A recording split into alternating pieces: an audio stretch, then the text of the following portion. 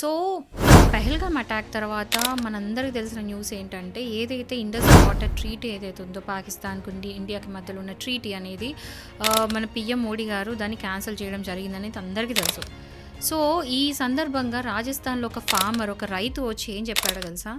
ఇప్పుడు ఆ Indus water అనేది పాకిస్తాన్ పంపించే కంటే అది డైవర్ట్ చేసి రాజస్థాన్ పంపిస్తే మీకు అందరికీ తెలుసు రాజస్థాన్ ఎడారి అని చెప్పేసి నీళ్ళ కరువు అండ్ అక్కడ పంటలు వండడం అగ్రికల్చర్ అనేది చాలా తక్కువ, వ్యవసాయం అనేది చాలా తక్కువ ఉంటుంది. ఎందుకు అంటే అక్కడ మొత్తం ఉన్నది ఎడారులు. సో అక్కడ ఉన్న రాజస్థాన్లో ఒక ఫార్మర్ ముందుకు వచ్చి రీసెంట్గా సోషల్ మీడియా ద్వారా చెప్పేది ఏంటంటే, ఈ ఇండస్ వాటర్ పాకిస్తాన్ వాళ్ళకి ఇచ్చే కంటే రాజస్థాన్కి డైవర్ట్ చేయండి. దానివల్ల ఏంటంటే రాజస్థాన్ అట్లీస్ట్ పంటలు పండుతాయి, వాటర్ కొంచెం డ్రై ల్యాండ్స్ పోయి అంటే వాటర్ ద్వారా పంటలు పండించే అవకాశాలు ఉన్నాయని చెప్పేసి ఒక సజెషన్ ఇచ్చారు.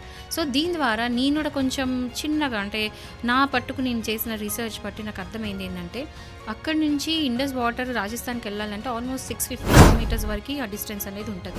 బట్ అంటే మనకున్న ఇప్పుడు మోడర్న్ టెక్నిక్స్తోని ప్రాజెక్ట్స్ కట్టి అట్లా కనుక ఇటు డైవర్ట్ చేస్తే అట్లీస్ట్ 950 కిలోమీటర్స్ ఆఫ్ రాజస్థాన్లో ఈ వాటర్ అనేది కవర్ అవుతుంది అని చెప్పేసి నాకు గూగుల్ రీసెర్చ్ వల్ల అర్థమైన విషయం.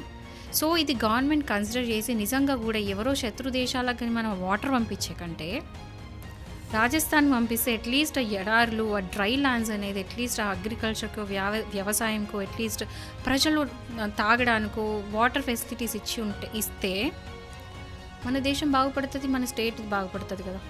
సో ఇది గవర్నమెంట్ అనేది ఆలోచించాలి నా ద్వారా అని అనుకుంటున్నాను.